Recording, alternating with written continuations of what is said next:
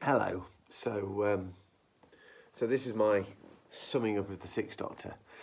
And I've been thinking about how to frame this, and I've just spent 15 minutes looking through Virgin New Adventures from back in the day. So I've come to the conclusion that my perception of the Sixth Doctor prior to this experience of watching them all in order with my fantastic wife has been shaped by two people, neither of whom are Colin Baker. The first one is Sylvester McCoy. And as you will find out, if you can be bothered to watch these nonsenses, McCoy's he's my boy. All right, I've only realised this in recent times, but he is the man when it comes to my Doctor. And the other person is Paul Cornell.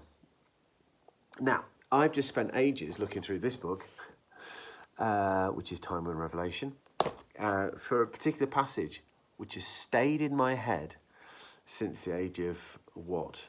I don't know what date. 16, 17, younger than that. I couldn't find it. Then I did a good old Google search and realised it was in this book. Not this book, but this book. And it's this passage. So let me read this to you. If you've never read this book, it's awesome. I don't know if you can get copies of this one very easily, but there we go. The Doctor entered, doffing his hat. Inside the cave sat Death in a robe of black silk. Ace tried to see her face but couldn't. The Doctor sat beside the figure and offered her a gift, a tiny burning candle, which Death silently took. Last time we met, we danced, he began. Did you enjoy that dance? Not very much, I'm afraid. I've come to bargain with you. Again? The way I bargain with you? I should entertain every life of a cat. You only have 13 to give me, Time Lord. I gave you my 6th life for wisdom, Death laughed, and raised a soft finger between the Doctor's eyes. Don't lie to me. You sacrificed the colourful jester because you needed to be born. Time would have her champion, and he was just the compost for your blooming. You ran your TARDIS into the Rani's beam joyfully. Ha! Your 6th self hates you for that. He will become the Valiard for that. And that passage has stayed in my head, well, for many, many a year. And I think that's deeply affected my perception of the Sixth Doctor. Because in Paul Cornell's interpretation there, the 7th Doctor sacrifices the 6th Doctor so he can become what the 7th Doctor will become. And I love the 7th Doctor so much. So it's almost as if, in one sweep of the pen, Paul Cornell has sacrificed my perception of the 6th Doctor. Now, I'm an older man now. And as I've become older, I have become way more, hopefully, open-minded and willing to think about different interpretations of things in the big scheme of life and also in silly things like Doctor Who. So I have to reject that. I think it's a wonderful take. I really do. And I think it ties so fantastically with the 7th Doctor. But it does the 6th Doctor a disservice. It does the 6th Doctor a disservice because it's so meta.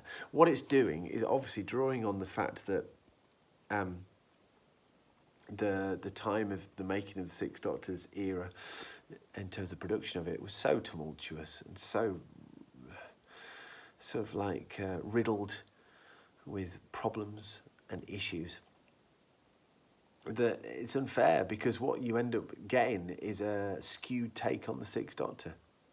I really genuinely feel that Colin Baker had it in him to be a beloved Doctor, not within fandom, as well as within fandom, but just on the wider scale of things. Because the perception that gets thrown around is that he was aggressive and cantankerous and arrogant, and he's all those things. But he's also compassionate and caring. I mean, he's one of the most affectionate Doctors, not in a weird way, not in a New Who sort of romantic way, just he cares. And you only see it later on with Perry, but you do see it with Perry. And you certainly get a sense for it with Mel. and had that relationship flourished and continued, had we got Mel's first story, what a missed opportunity that was, especially given the interesting way that she was brought into it. That could have blown people's minds. Playing off against Sablon Glitz shows different aspects of his character.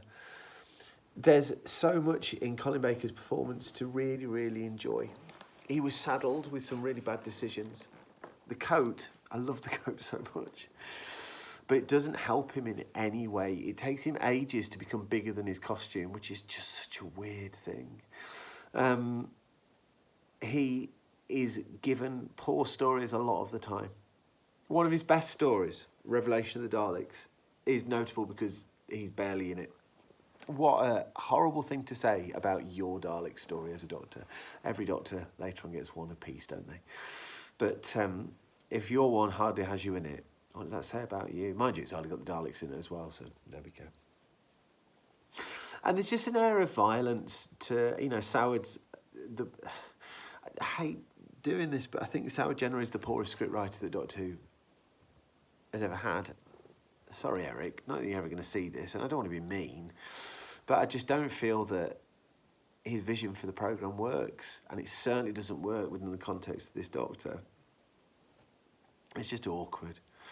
The show was obviously being completely done over by the BBC, willfully, and it's just as a result, it's easy to blame the leading man, which of course is what's going to happen. Gets the sack, and then we get Sylve. And it saddens me to say that I'm so looking forward to watching Sylve's stories because I love them so much. It's the era of Doctor Who I probably know, as well as, to be fair, early Tom. I know early Tom like the back of my hand. But Sylve stuff, my gosh, even the ones I've not seen for a while. Paradise Towers, can't wait to see that. Here I am already talking about the Seventh Doctor. So this process has made me recognise that Colin Baker is the great lost Doctor of Doctor Who. Genuinely.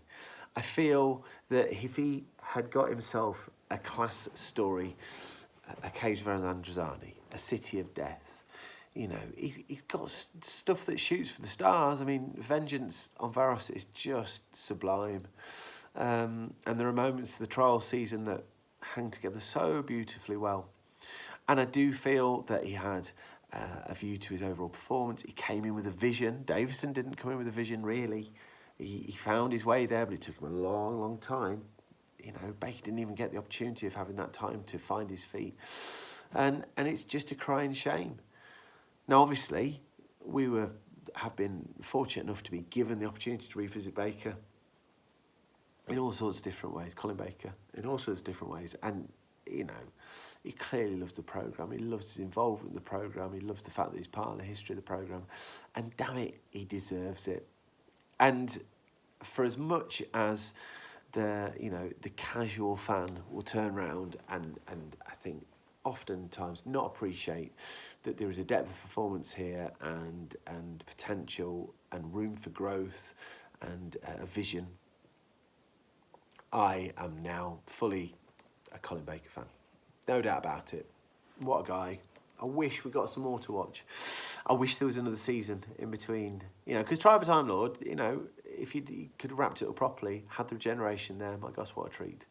But there should have been another season at least. But that's the way it goes. What a shame. What a shame. So, thank you, Colin Baker. And you're never going to see this. But if you do see this, thank you. Because, honestly, I think that you became the scapegoat for the programme, which completely undermines what a heartfelt and nuanced performance spread across. It was blunt at times, but the stories pushed it to being blunt, and the overall plan, as however ill-formed that plan was there, and it was going to happen, and you could sense it happening. So there we go. Bless you, Colin Baker. You are an important part of Doctor Who, and I never really appreciated that till now.